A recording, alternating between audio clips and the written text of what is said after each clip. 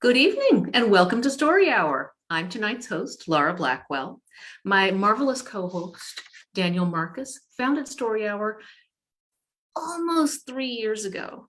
And we've been having so much fun. We've been coming back every Wednesday and getting other writers to come and read for us. So we've got it pretty good here. Everyone's having so much fun that SFWA got in on the fun and gave us a giver's grant so that we can keep the lights on and the cameras rolling. So thank you very much, SFWA. We love you. Welcome to those of you returning and welcome to those of you joining us for the first time. As always, we have two writers reading from their own work for their favorite nonprofits. Tonight's readers are Daria Lavelle and Catherine Lundoff. If you can, please consider donating to tonight's featured nonprofits, World Central Kitchen's Ukraine Fund and SAGE. Daria Lavelle is reading for World Central Kitchen's Ukraine Fund. Working at a 24-hour pedestrian border crossing in southern Poland, WCK began serving hot, nourishing meals within hours of the initial invasion and quickly grew its response, mobilizing teams of cooks in Ukraine, Romania, Moldova, Hungary, Slovakia, Spain, and Germany. With more people returning to Ukraine, WCK is focusing its efforts to provide hundreds of thousands of fresh meals and tens of thousands of food kits each day. World Central Kitchen is reaching hundreds of cities, including areas under fire, recently liberated towns, and communities hosting refugees. You can learn more at wck.org/relief/activation-chefs-for-Ukraine. And I'll drop that in the chat a little later for you as well. Catherine Lundoff is hosting a birthday fundraiser. Yay! Happy birthday, Catherine! Thank you. Next week, but close enough. That's okay. That gives us time to get Catherine a present. And what Catherine wants for her birthday is for SAGE to get some money, because SAGE leads in addressing issues related to lesbian, gay, bisexual, and transgender aging.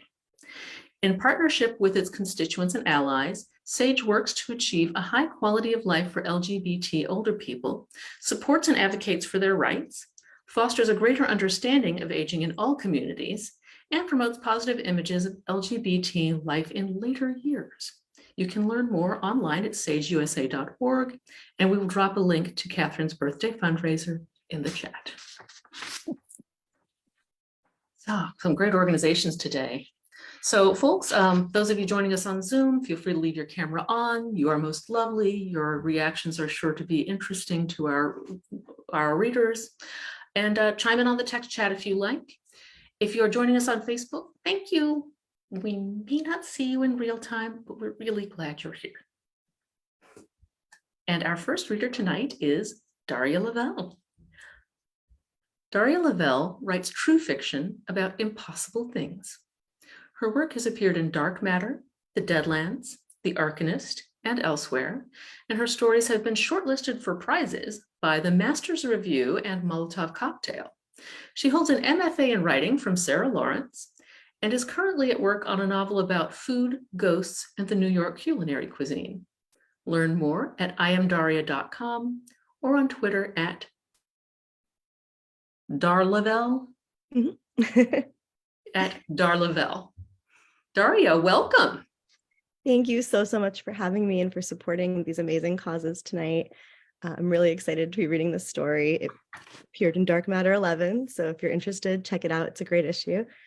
I want to be conscious and give a content warning. So this story does feature science fiction-y discussion of infertility, and it does feature a discussion of miscarriage. So if those things are triggering, take care.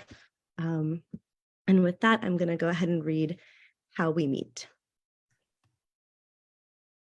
We first meet on a boat, a chartered schooner afloat beneath a sea of endless stars.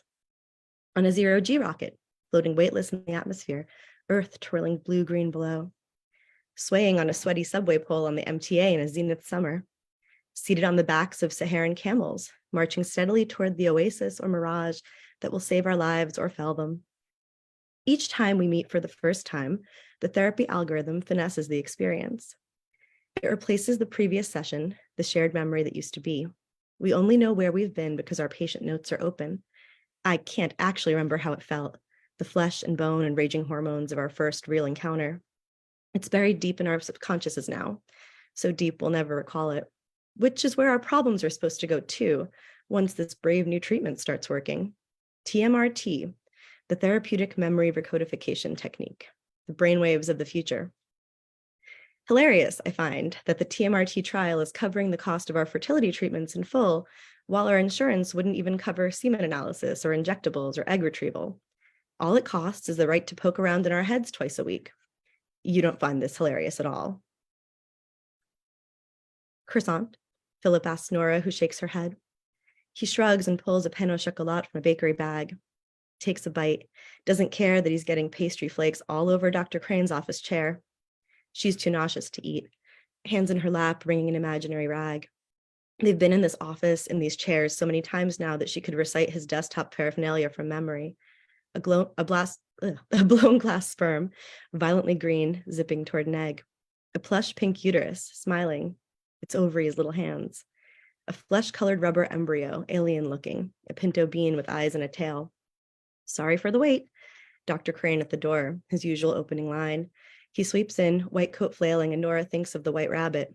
I'm late. Late is something she's never been, a sensation she wants so much it burns. Please, she thinks, oh please, oh please, oh please. The doctor sits down across from them and folds his hands. This is how he starts bad news. Nora feels her muscles seize, the tightness in her throat. She's not going to cry again, not here. To Nora's right, Philip takes another bite. So, the doctor begins, as you know, we got 12 eggs in our last retrieval, 8 of which didn't take to the insemination. That left us with 4 embryos, 1 of which stopped maturing, so 3 that we ultimately biopsied and sent to embryology for sequencing. Unfortunately, 2 came back with severe abnormalities beyond the realm of what would reasonably make it to gestation. And the last little guy, though not as severe as the others, has several genetic predispositions that make it unethical for us to proceed with the transfer. Nora blinks and swallows and blinks. I'm very sorry, he adds. I know it's not the news you wanted. What do you mean, genetic predispositions? Philip is asking. As Dr. Crane reviews the sequencing report, the 2 men hunched over the desk like engineers at work on an equation, heirloom pen and half-eaten croissant in their respective hands, Nora stops listening.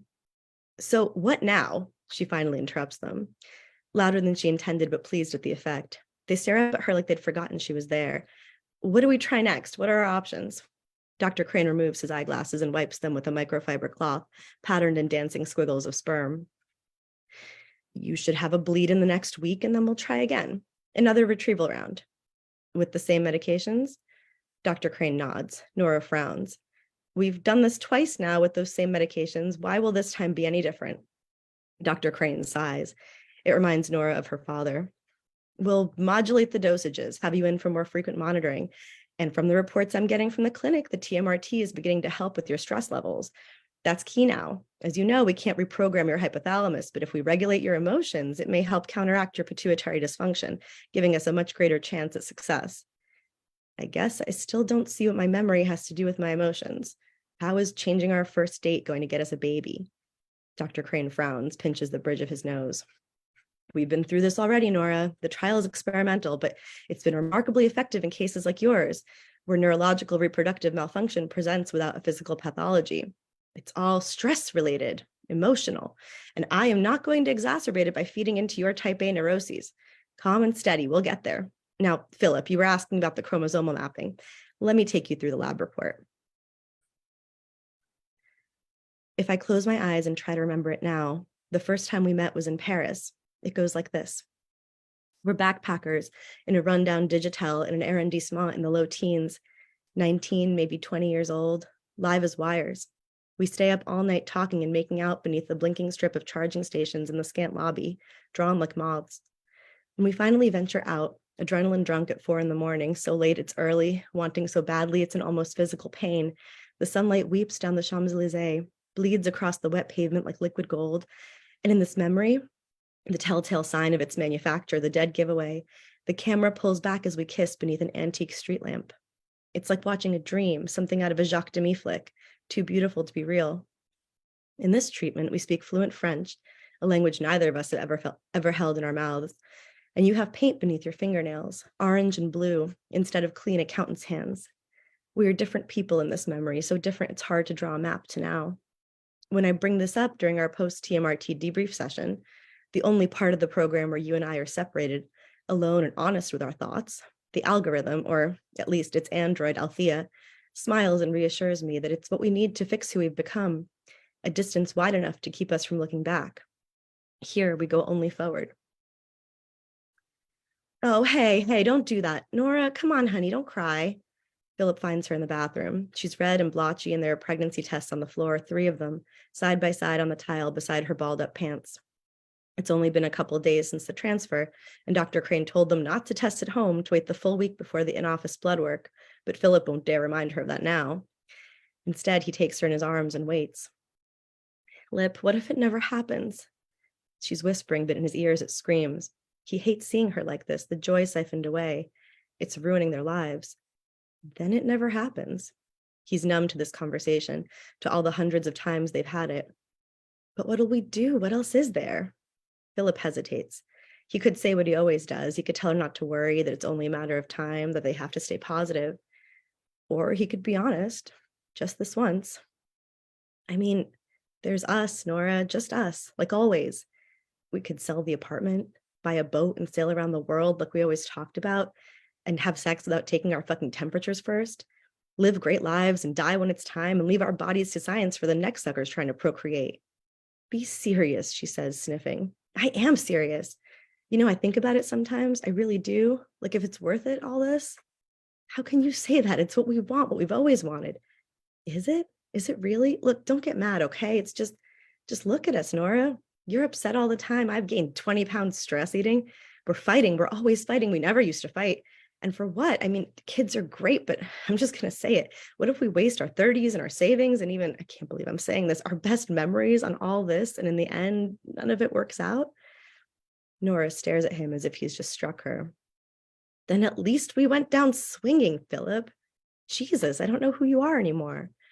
She leaves the bathroom, slamming the door behind her.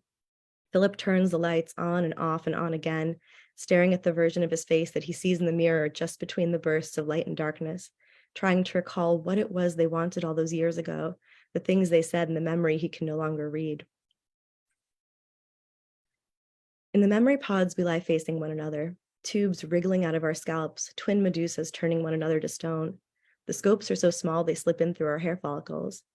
Althea counts us down and we go into a deep sleep, then wake up and it's done. It doesn't feel like anything, memory modification. No pain, no markings, no way to know it's happened at all.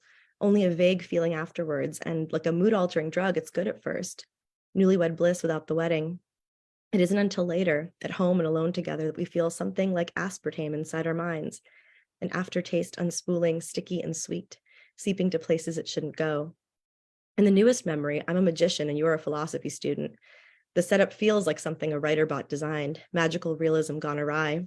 We meet at a grad student party, a sad affair with none of the unbridled bravado of underclass shenanigans, but with an entire tub of craft beer to drown our existential mid-20s sorrows. We both reach for a magic hat, our fingers glancing in the melting ice. It's the last one, so we decide to share it. And as we sit on a mildew-pocked swing set in the crisp autumn air, I tell you about my act and you tell me about your thesis. I do a lot of disappearing and appearing, I say. Balls and doves. I'm working up to bunnies. The 6 and under set go wild for anything furry. Your laugh is so warm. I love that, you affirm me. The idea of disappearing and appearing. It's such a fine line, don't you think? I nod, but correct you. It's a fine line, but the difference is everything. Now you see it, now you don't. If you saw even a part of it when you weren't supposed to, it's not magic. You finish the rest of our beer. Okay, you say, how about this then? Ship of Theseus. I frown, say, that sounds like a philosophy problem. You nod. Okay, you say, so imagine there's a ship, super important, very historic, all that jazz. It's being preserved in a museum, but one day one of the planks starts to rot, so the museum operators replace it. Is it still the same ship? I take the empty bottle from you and start peeling the corner of the label, thinking. Yes, I say at last, but this feels like a trick. You smile and continue. So in another year, another plank rots and gets replaced. And in another year, another. In 1,000 years, one by one, all the planks have been replaced so that none of the original planks of the ship are still there. Is it the same boat? I blink at you. I don't think so. You smile again. Okay. Now imagine all the time the museum operator was taking the rotted planks away, she was storing them, and now scientists are able to salvage the planks with new technology. So they build an exact replica of the ship with the original planks that have now been restored. Which is the real ship? The one in the museum or the one made of the restored original planks? The label of the bottle comes off in one piece in my hand. Neither, I say. You laugh. Okay, but if neither is the original ship, where'd it go? And why aren't either of the two ships the original one? I twirl the unlabeled bottle of beer in my palm. Neither of those ships is the original one that sailed and did the stuff that made the ship famous, I say. So neither of them is the real ship. You cross your arms. So it's the experience that makes something what it is? I shrug. I'm not a philosopher, but I guess so. You nod, your face unconvinced. What if I took all your experiences, all your memories, and transferred them to a machine, like say an android? Would the android with your exact experiences be you? I hold the bottle up between us, spin it, spin it, spin it in my palm, and then make it vanish so smoothly even I'm impressed. You gape at me and look beneath the swing under the cushion between our coats, find nothing. Now it's my turn to smile. The android you, I say, with all your memories and exact experiences, would have been able to slow down the feed and figure out how I made that bottle disappear. Whereas you, lip glassman, almost PhD, still have no idea. It could do things you never could. It's not the same at all. You look at me like I'm full of it, then kiss me full on the mouth. The first time Nora miscarries, she and Philip chalk it up to bad luck. The second time to an unfortunate series of stressful events, some missteps they brought on themselves. The third time they decide to see a specialist. In the waiting room, Nora eyes the rows of women, glued to their handhelds, checking email and browsing periodicals, messaging and liking and swiping, and holds Philip's hand. She watches them get called in by nurses in gray uniforms, one by one, and sees them exit from the long hallway a quarter hour later. They know their roles in this process almost as well as the staff. Show up, check in, get probed, await instructions, reproduce, like an assembly line. Dr. Crane is warm when they meet him. He shakes Nora's hand with both of his. He examines her in a closet-sized room, the lights dimmed low for better contrast, the ultrasound wand wet and warm with goop. Well, well, he says, poking a gloved finger at several multicolored smears in the hologram hovering just above her, then withdraws the wand and tells them they'll discuss in his office. Nora can still feel the lubricant in her underwear when she sits. She smiles at all the toys on his office desk, dozens and dozens of figurines, each of which resemble a sperm or an egg or an ovary. Dr. Crane explains that it's going to be a long road. A woman is born with all the eggs she'll ever have, and they deplete starting with puberty. From what I can see on the ultrasound, Nora still has several follicles, but from what you've described with the miscarriages, it appears they're not producing mature or viable eggs. Your blood work indicates a hypothalamic issue, a problem in the brain.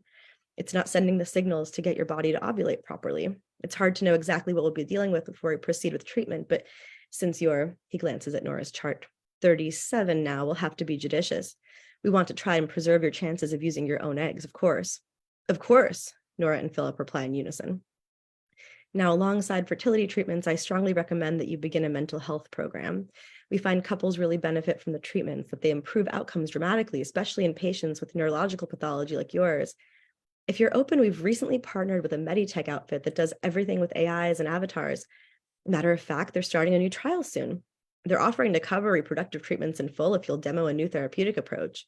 Real cutting edge stuff. Philip and Nora look at one another, both thinking of their bank account, of their insurance deductible, of the outline of the cost the financial coordinator had reviewed for each necessary procedure. What would we have to do? They ask. As Althea glides the connectors into place behind my head, she tells us that TMRT just passed its beta. She says they couldn't have done it without us. The data from our sessions was some of the most helpful. I'm glad to help, but find myself dubious.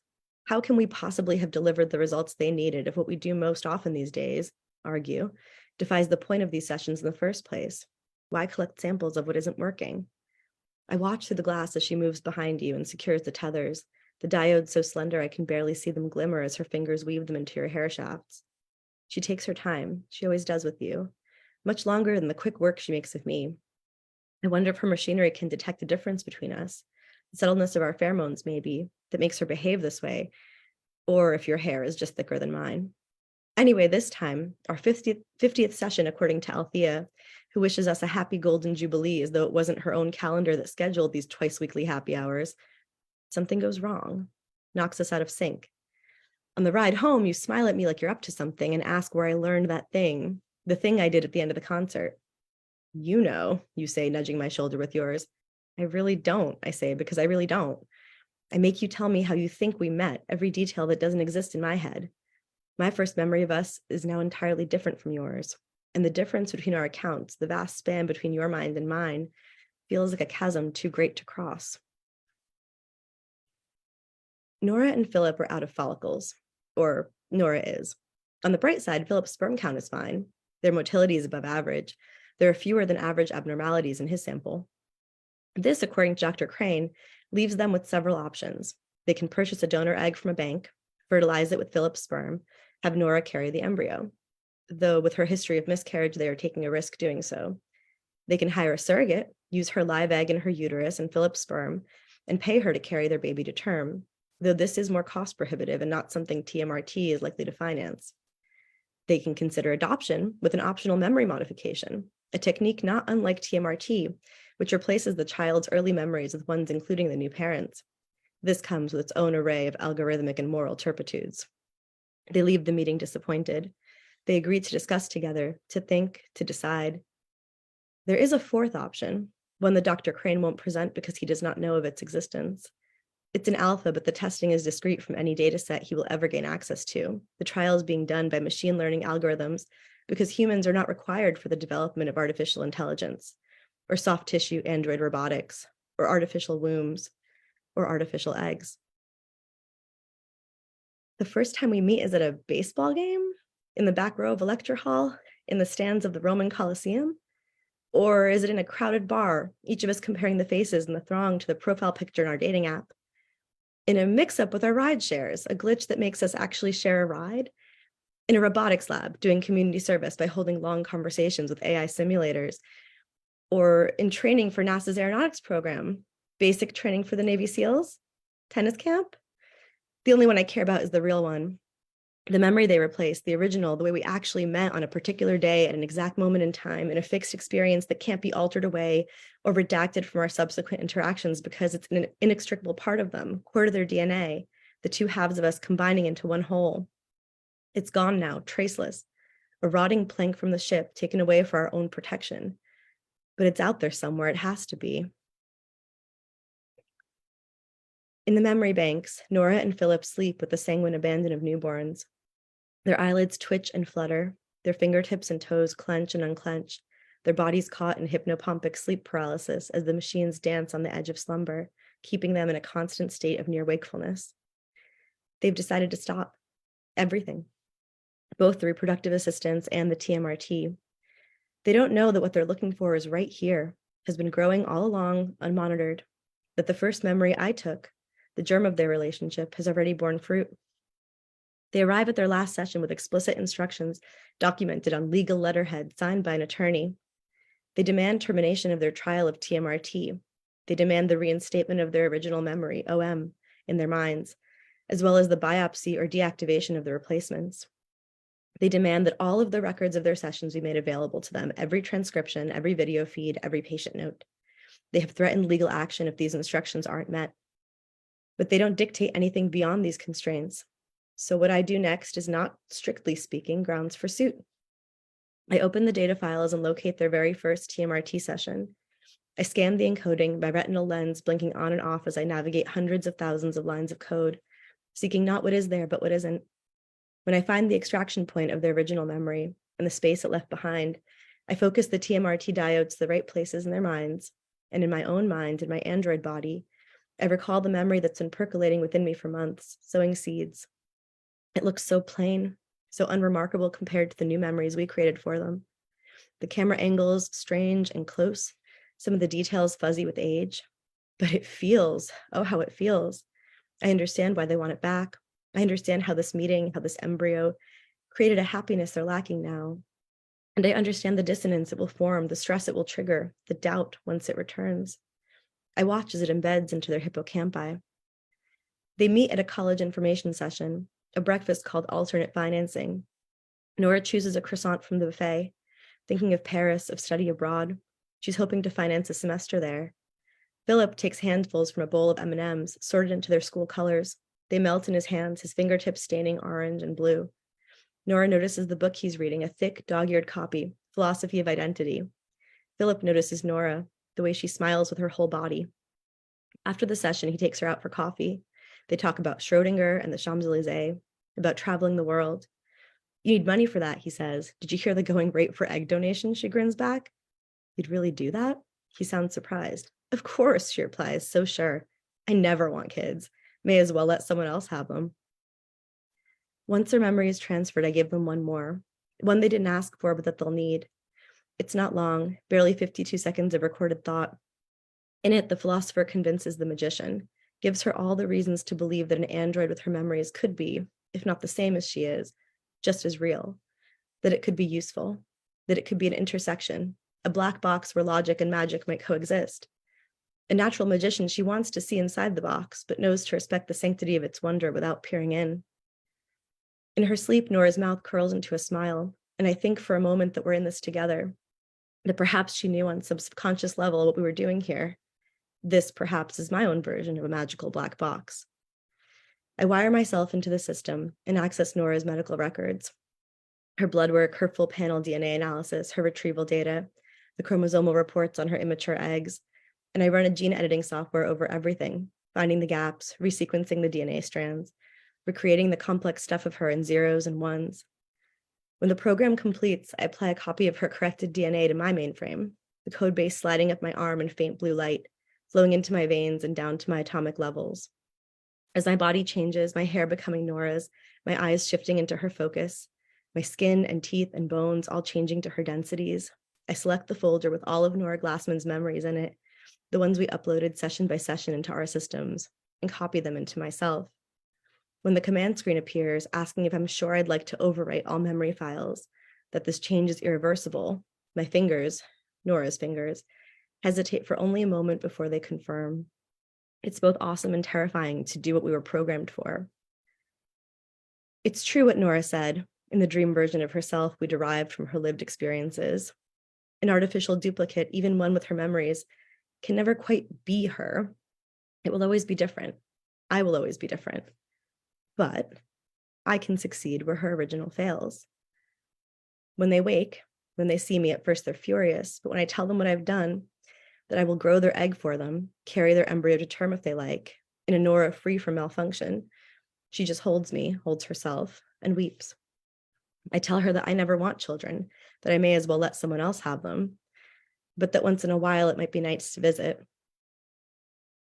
The first time we meet, you're wrapped in pink, so small and shriveled you scarcely look real. The angles are imperfect, the framing haphazard, too genuine to be modification. You don't look anything like I expected. My projections in utero gave you more of Philip's features, though you're just like Nora now, timid and a touch untrusting. But there's me in you too. I can see it in your eyes, the pulse just there, the speed, the processing, the way you're programmed. That's the end.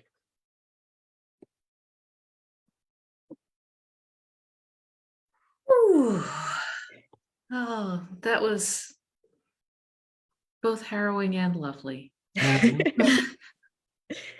you. In turns. Thank you very much. We take a deep breath between the stories. I often find that I really need it. Oh, goodness. Everyone, Daria Lavelle. Story Hour debut. Thank you very much. Thank you for having me. And our next reader is Catherine Lundoff. Catherine Lundoff is an award-winning writer, editor, and publisher from Minneapolis. She is the author of Silver Moon, Blood Moon, Out of This World, Queer Speculative Fiction Stories, and Unfinished Business, Tales of the Dark Fantastic, and editor of the fantastical pirate anthology Scourge of the Seas of Time and Space.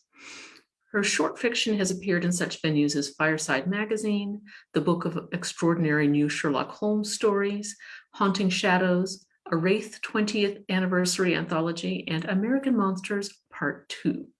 She is also the publisher of Queen of Swords Press, a genre fiction publisher specializing in fiction from out of this world. Her websites are catherinelundoff.net and queenofswordspress.com. Welcome, Catherine. Nice to have you back. Thank you. Thank you for having me back. It is our honor and pleasure. And thank you for that great story, Daria. That was really. Thank you. I'm going to read something really different. We love that. I'm going to read my story, Hunger, from American Monsters, Part 2. This is part of a series that Fox Spirit Publishing in the UK did a few years ago, where there's 7 different volumes. They include authors from all over the world, and each author they selected has to write about a regional or local monster. And so tonight we get Minnesota monsters. So, Hunger. When I was still teaching on the res, the elders told me that the Wendigo used to be human. But when the winters were long and cold and the food ran out more often than not, if it got bad enough, some folks would eat the flesh of their fellow men and women. The old lady's voice was creaky and faint, as if she didn't want to speak her thoughts too loudly. Her gaze darted toward the dark, wintry woods outside the inn, then back to her audience. Her voice dropped lower and deeper.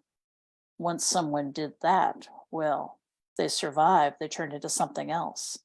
And that something else is a bloodthirsty, cruel hunter. And once it's tracking you, there's no escape unless you're very, very lucky.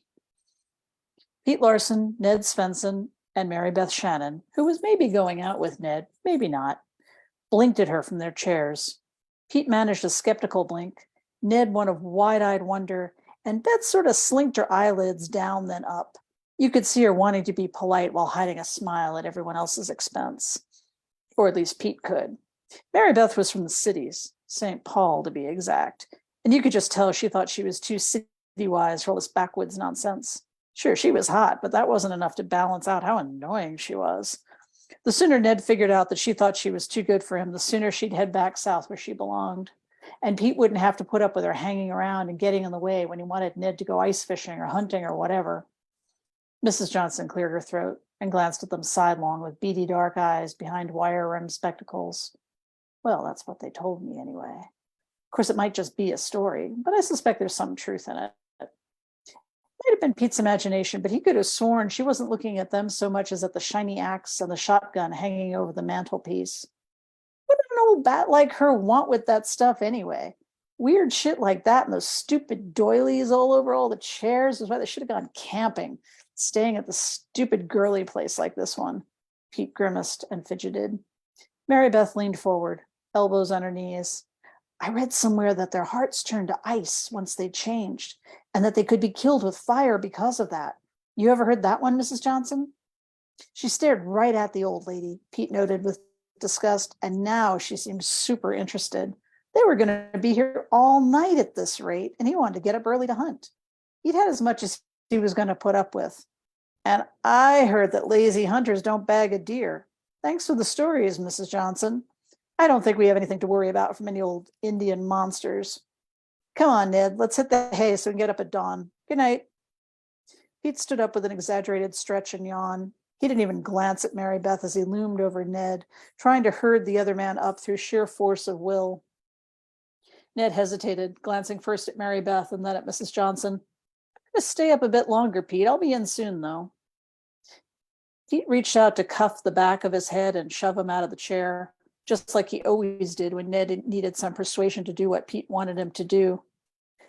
Ned's shoulders stiffened and he hunched, clearly waiting for what came next.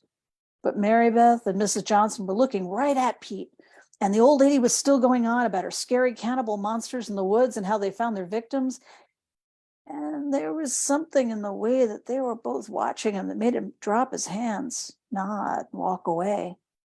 As he went reluctantly down the hallway, he could hear their voices rise and fall with even more nonsense about backwoods fairy tales. If he ran into a critter like that in the woods, he'd just give it a few blasts from his trusty Remington, and that would be that. Wouldn't that make a hell of a trophy up on the wall for poker night, all glowy eyes and bony face? Probably at a rack like a good-sized elk, too, to hear the old lady talking about it. And he would have laughed like he usually did about that kind of stuff, except just then he heard a scraping noise on the wall outside. Despite knowing that the old bat was just trying to scare them, a picture of a big, skinny monster outside running its claws along the bricks popped into his head and wouldn't let go. The sound sent a chill down his spine. Tree branch in the wind, he thought to himself, tree branch in the wind, and tried to laugh. But the sound trailed after him like fingernails on a blackboard as he climbed the stairs, forcing himself not to run. The fact that he wanted to, that made him angry. That damned old biddy and her fairy tales had him spooked, and he wasn't having it. He drew a deep breath and stomped up to the window on the landing. He drew back the curtain to look outside before he could chicken out. There was nothing to see except shadows and snow and the cold, bare trees, just like he knew there wouldn't be. But right then, one of the shadows shifted. No, that was nothing. Nothing, just his imagination. If he squinted at that shadow a little bit longer than he might have normally done, well, there was no one around to see him do it. He let the curtain fall and made himself climb the next few stairs to the room he was sharing with Ned. He'd have to come up with a good prank to show Ned who was boss, remind him who he needed to be paying attention to. Seeing his pal's reaction would take the edge off all this monster garbage. That thought was enough to make him grin as he closed the door behind him. Scene break. The snow crunched under Pete's feet as he led Ned through the woods. Their breath hung in clouds around them, and Ned was limping from where the ice bucket that Pete had rigged above the door had hit him when it fell down. The resulting shower of ice water had been pretty hilarious too, at least to Pete. Nothing funnier than listening to Ned try to curse quietly so he didn't wake anybody else up. Come on, lover boy, you're slowing me down. Don't you want your lady friend to be impressed by the deer you shoot today?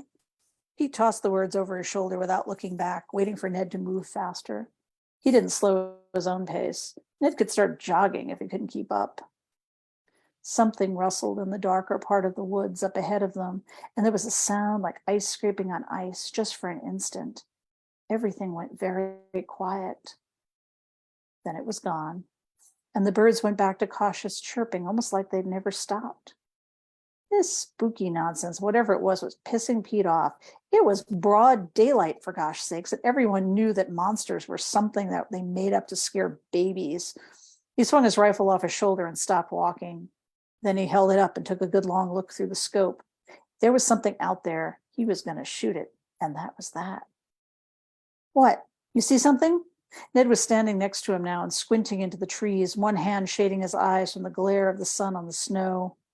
The scope told Pete nothing that his unaided eyesight hadn't already done. Trees and shadows and underbrush sprang into exquisite detail, but he couldn't see anything else. He moved forward a few steps. Were there more shadows than there should have been? Ned trailed in his wake, boots crunching awkwardly through the snow. At least he wasn't talking and scaring whatever it was. But with all that noise, it hardly seemed to matter. Then one of the shadows moved and Pete fired, the loud noise echoing against the snow. The birds fled, but the shadows, they remained, shifting into something darker and denser. Pete felt a shiver run up his spine. Ned stopped a few paces behind him and was squinting into the trees. That gave Pete an idea. Why don't you go up ahead and see if you can't spook whatever's hiding in there out into the open? Give me a clean shot at it. Ned hesitated, gaze shifting warily from Pete to the trees. Pete grunted in contempt. Come on, you're not afraid of some old ghost stories, are you?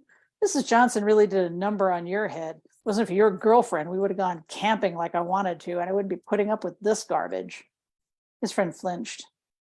You didn't hear the rest of what Mrs. Johnson told us. She said they hibernate or something like bears, and when they wake up, they pick their prey, and they don't much care who they are. She called them a plague of greedy hunger, something like that. And she said a backpacker disappeared around here a few weeks ago. Ned shifted back and forth, rocking on his feet, not meeting Pete's eyes. Pete burst out laughing. They heard something scramble through the woods away from them, but whatever it was, it didn't break cover. He thought about peppering the woods with bullets to see if he could nail it, whatever it was. But with his luck so far this weekend, he'd probably hit some moron hiking through the woods. Instead, he reached over and cuffed Ned on the shoulder, mostly because Ned moved his head before he could hit that. You and your bullshit just cost me a deer, damn it. Now come on, unless you're too chicken and need to run back to the inn and hide with Grandma and that girl you insisted on inviting along. He'd almost said bitch. But Ned was glaring at him, his jaw clenching in a way that suggested he'd had enough. That surprised Pete. Not that Ned hadn't taken a swing at him before. That was just normal guy stuff, horsing around. But he'd never done it over a girl before. Poor guy was whipped pretty bad this time. Pete grimaced, but decided to act like everything was normal. With a shrug, he made himself walk into the woods like he didn't care if Ned came with him or not, or if there were moving shadows ahead of him. After a long moment, Ned crunched along behind him again. Scene break. It was getting dark when they returned to the village. Cold and tired and deerless, they hiked out of the woods, dropped off their guns and gear at the inn, and headed straight to the bar. A few burgers and beers would take the edge off the day where neither of them had succeeded in hitting a thing, Pete figured. It was like the deer had wings and nothing else lived in these woods.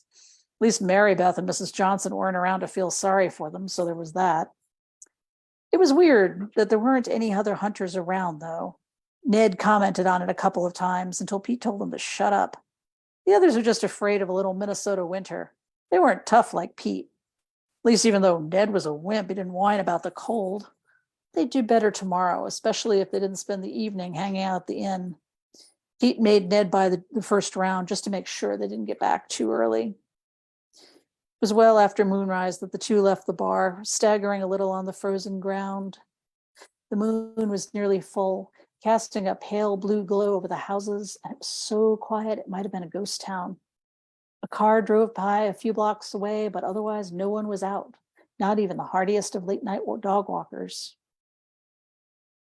And then Ned looked behind them, watching for something Pete couldn't see, which wasn't helping his mood any. Pete wondered, just for an instant, how long he'd been doing it before he'd noticed. He paused in the midst of the lengthy hunting story he'd been telling to glare blearily at his companion. God damn it, Ned, what is your problem? Man, I would have brought Mike and Jim with me instead of you if I'd known what a buzzkill you were going to be. Or he would have if Mike and Jim had wanted to hang out with him instead of making all those excuses about their kids. Why the hell did the two of them marry their girlfriends at all if they were going to spend all their time doing women's work? Pete's thoughts tumbled over each other in a well-worn cycle of resentment. Ned cleared his throat nervously. I think we should move a little faster. I'm getting cold.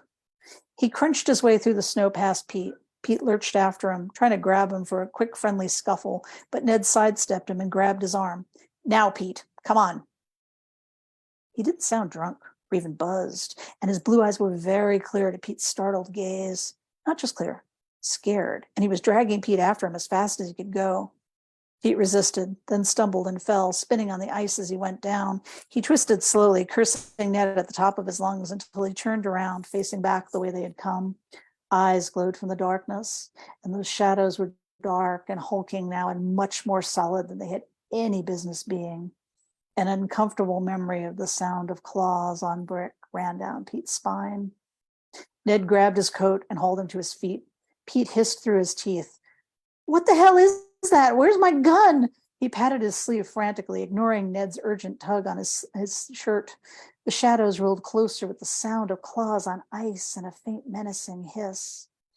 The creature was gaunt and stringy, a collection of hollows within hollows. Eyes glowed yellow from a long, drawn face, its teeth dropping open around long, sharp teeth. That was all Pete saw before he swung around and ran. Staggering and limping toward the safety of the inn, Ned at his heels. A sharp pain shot through Pete's ankle and he tripped, grabbing Ned's arm as he almost fell. Ned did fall, just as a cloud that reeked of rotting flesh washed over them. Ned screamed and Pete cursed, lurching forward in an ungainly limping charge at the inn door. Behind him, Ned screamed again, the sound this time choked and muffled. Pete stuck a hand in his pocket, dropping change, tissues, a hand warmer, his gloves, everything but the keys to the inn. He didn't look back, couldn't make himself turn around. Instead, he threw himself at the locked door, banging on it, yelling at the top of his lungs. The lights flickered on inside, and he could hear footsteps. But from behind him came a loud hiss and a reek so intense it brought him to his knees. Pete gagged and babbled prayers, pleas for mercy, Ned's name, anything he could think of as he tried to hold his breath. The door swung open to reveal Mrs. Johnson with the shotgun from over the mantel, and Mary Beth standing behind her with the axe. The old lady made a horrible face and fired over Pete's head at whatever was behind him. Mary Beth gasped, Ned! And Pete stayed kneeling on the doormat, He couldn't bring himself to turn around. Mrs. Johnson fired again, and there was a horrible hiss from the street, like air getting let out of a really big tire, then the sound of claws on snow moving away. Mary Beth stepped past Pete. "Cover me," she said to Mrs. Johnson over her shoulder, and walked cautiously out to where Ned had fallen. Pete could feel a tear well up and roll partway down his cheek before it started to freeze. Should have been him. It should have been him there with the shotgun defending them, not the other way around. This was all so wrong. He's still alive, thank God. Mary Beth's voice cracked a little. He's pretty torn up, though. "I'll call the paramedics, Edna. Just keep us covered if you can. Hang in there, Ned. We're going to find you some help. I'm going to call first and then go get some blankets and bandages. Edna's going to keep us safe." Pete heard her voice on the phone behind him. He had to stand up, take the gun, do something, go kill that fucking creature for hurting Ned. He had to. Wiping his cheek angrily, he reached out for the door jamb to haul himself up. "Don't block my line of sight, boy. It'll come back soon enough." Mrs. Johnson was holding the gun nice and steady, the stock braced against her shoulder. "Get inside and get the blankets and bandages on the couch for Mary Beth." Pete thought about grabbing the gun, but when he stood up, the wrenching pain in his ankle knocked that thought right out of his head. When he could stop grimacing, he limped inside and picked up the bandages and the blankets just in time to hand them to Mary Beth, who'd come in behind him. Wordlessly, she handed him the axe and walked back out to Ned. Without even checking to see if the monster was anywhere nearby, she knelt down beside Ned and pulled a blanket over him. Deep shame filled Pete at the sight, and he limped out to stand next to them, axe in hand and eyes on the shadows. Ned moaned as Mary Beth shifted him to wrap up in one of the blankets, and from somewhere nearby, they all heard a loud hiss. Pete snarled out into the moonlit dark, "Come and get some, asshole." And he smacked his hand against the axe head, noticing for the first time that it wasn't steel. "I think we're going to have to bring him inside," Mrs. Johnson said, her voice rippling with tension. "I don't think the paramedics are going to get here too quickly." "We might lose him if we move him," Mary Beth said. "I've only got some first aid training, but those claw marks are pretty deep." Pete cursed under his breath. Why the hell had Ned been so slow? If he'd just moved faster, he would have been okay. And what the hell were they supposed to do now? Stand out in the street waiting to be attacked again while Ned froze or bled to death? "Can you make a sling from the blankets and carry him inside?" Mrs. Johnson asked. Then she fired at something in the shadows. More scrabbling, more hissing. A few lights flickered on in darkened windows in the surrounding houses, but no one came outside. "I can't hold it off all night from here." 10 long minutes, then 15. They finally got Ned onto a blanket, and Pete and Mary Beth struggled to lift it. Pete nearly screamed when he stepped down hard on his bad foot, but he gritted his teeth, and they managed to bring Ned up to the inn door. Mrs. Johnson stepped outside while they brought him in and put him on the hideous chintz couch. She stepped inside and locked the door right after they came in. Pete slumped in a chair, his face drawn with pain. When Mary Beth asked the question he really didn't want to hear the answer to, "Can it get inside?" Mrs. Johnson made a face. "Oh, yes. Some stories say they can use doorknobs, but in this case, it's certainly strong enough to break the windows. The door is reinforced, at least. I put some raw meat out by the garage, and that might be enough to distract them for a little while once it finds it." Ned wheezed, and the women went and hovered over him. Pete longed for a shot of whiskey, maybe two, to keep his courage up. At least his throbbing ankle was enough to keep him sober and alert. Nothing was going to be sneaking up on him tonight. He watched them fuss around Ned, and it looked like maybe the bleeding was slowing down, but damn, that was a lot of blood. A wave of dizziness swept over Pete, and he turned away. This was the worst. He had to show them that he was man enough to handle this. Had to regain control of the situation. Ned was his buddy, after all. He said the first thing that came into his head, "I can take first watch, Mrs. Johnson." The way the two women stared at him, he might as well have been a bug. He didn't say anything more for a while. Scene break. The time passed slowly. Mary Beth and Mrs. Johnson took turns sitting with Ned, and after a while, Pete realized it was just because they didn't trust him as much as it was about concern for Ned. And that pissed him off as much as anything else that had happened so far. He wanted to storm off, go to his room, sleep off the stupid sprain or whatever it was. But there was no way that he was going to let them see that he was damaged, that he was even weaker and more useless than they already thought he was. So he sat and watched in grim silence while they took care of his buddy. The paramedics showed up about an hour and a half after the attack, and Pete had even less to do as they bustled around and got Ned stabilized and took him out on a stretcher. None of them asked why Mrs. Johnson had her shotgun out or why there was an axe propped up against Pete's chair or where Ned's wounds had come from. Ned noticed that the ambulance driver had a gun of his own and that he stayed in the cab watching the shadows. It's like the whole town was in on the secret, everybody but him and Ned. It had to be a setup of some kind of nutty thing to pull in unsuspecting tourists into the sad little dump. There was no way they'd seen a hungry ghost or whatever Mrs. J called it. It must have been a bear. That was it. Bear came in, slashed Ned up, and ran off. The only glowing eyes he'd seen were the result of too many beers and a trick of the moonlight. He could handle a bear. All he needed was his rifle and a bandage on that ankle. He'd show them what he was made of. Mary Beth left with the paramedics after a quick, quiet conversation with Mrs. Johnson that Pete couldn't hear from his chair. They both glanced at him, their expressions calculating and snotty, and he seethed, wishing to jump to his feet and do what needed to be done. But then Mary Beth was gone, and the ambulance pulled out with the siren wailing, and Mrs. Johnson was locking the door. She still had her gun in her hand when she turned around and peered at Pete. Did it hurt you too? Once it tastes blood, well, let's just say things don't go so well. I saw you limping. She leaned over and flipped a switch on the wall, and something outside glowed red. The camera and alarms are on again. Should be some warning this time if it comes back. Pete scowled. He didn't want to tell her about his ankle. It would just make him look worse than he already did. Just stumbled a little. Need some ice and a wrap and it'll be fine. I can sit up and keep watch down here. I'll pull my gun out of the safe if the alarm goes off. Mrs. Johnson studied him, her white head tilted to one side like some kind of strange bird. She had creepy dark eyes like a bird too, and Pete shivered in a new way when she stared at him like that. The sooner they got the hell out of here, the better. Ned couldn't be hurt that bad, could he? He could drive him down to the cities or down to Mayo or something tomorrow and bring him to a real hospital. That stupid thing wouldn't find them down there. Finally, Mrs. Johnson nodded and turned away to walk down the hall to her rooms, gun still in hand. Wake me if you see or hear anything. Pete sat still for all of 15 minutes before he started feeling restless again. All he needed was a second chance to prove himself. He could take that thing out. The more he thought about it, the more likely that sounded. The moon had started to set when he got to his feet, limped over to the gun safe, and got his rifle out. He took a couple of aspirin, but decided against taking his boot off. By now, the ankle was too swollen anyway. He'd just have to be careful and move slowly. He put his coat back on. By the time Mary Beth came back, he was gone. The sky was turning pink. Scene break. The sky was turning pink as Mrs. Johnson and Mary Beth ate breakfast together in the quiet dining room.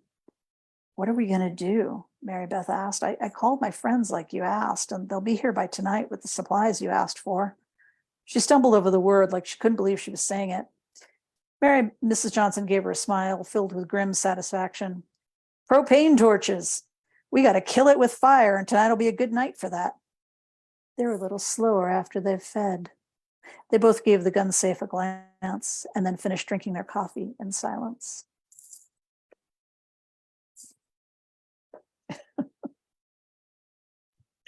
Ah! Upper Midwestern horror. Gotta love Upper it. Midwestern horror. Wow. These are guys who think Bemidji is the big city, right? Yes. Because it's got And that when big... you're up there, Bemidji is the big city. Yeah. Yeah. Wow. Well, there's some beautiful country up there. Yep. That there is. All those lakes, all those woods. Yes. Yeah, lots of Can I lakes, ask- lots of woods. We don't usually do any interview stuff, but I have to ask, what is the monster? It's a Wendigo. Yes, I guessed right. Yeah. So we had to pick regional monsters, and what I really wanted to do was the Hodag, which is this made up Wisconsin monster that somebody created as a tourist attraction. Mhm. But Charles Pessoa lives over the border, over the river in Wisconsin, so he already called dibs on that. And Minnesota itself is kind of light on monsters, and really we've got Wendigos and not much more than that. Oh yeah, you betcha. Nothing in the lakes? Nice for monsters. Not really. There just really isn't any local monster tradition. I mean, let's face it, Wisconsin had to make one up as a tourist attraction, and they put up a giant sculpture in this town and stuff. Mhm. It's pretty hilarious, but it's an invented monster. It's not something that, got passed down through the generations. So, but Wendigos are, they're a staple of actually most of the cultures around the Great Lakes, most of the Native American cultures around the Great Lakes. So Ojibwe and Dakota, who primarily live in Minnesota and surrounding areas, but also other tribes. And it actually goes the legends actually go all the way out to New York and around Seneca territory, which is pretty interesting. Yeah. But there's nothing in there that says that, you know, Wendigos care deeply about whether or not they eat a toxic dude off in the woods with a gun who happens to be white. So. Ah. Oh, that was fun. Yeah, you know, I think you're right. I think those two stories could not have been any more different. And yet they were both so enjoyable. I thought about it at one point in the middle of it. I'm like, wow, this is really different. Well, you know, sometimes that's just the thing. Well, but, you know, it still And felt thank you like for a sitting up really late sort to of listen to it, coherent Daria, by program, the way. you know, I mean, Yeah, I mean, we don't really want to plan it too much. We want the reality of what you get when just a few writers who just happen into the bookstore and are available to read. And so we got one very touching, poignant story and one, you know, Monsters. what's that?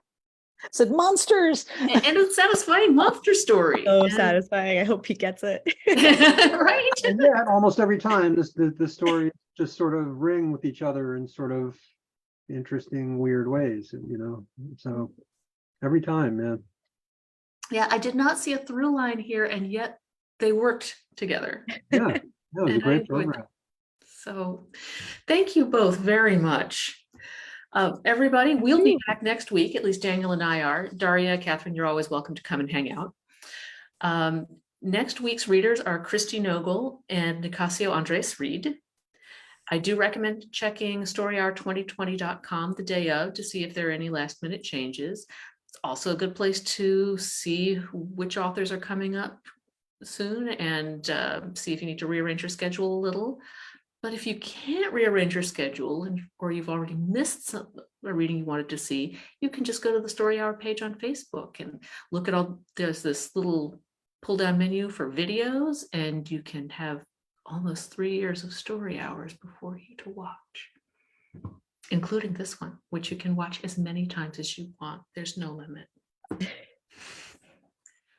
Daria Lavelle, Catherine Lundoff, thank you so much for sharing your stories with us tonight. Thank you so much for having me. We hope to have you both back. And thank you to my wonderful co-host, Daniel Marcus.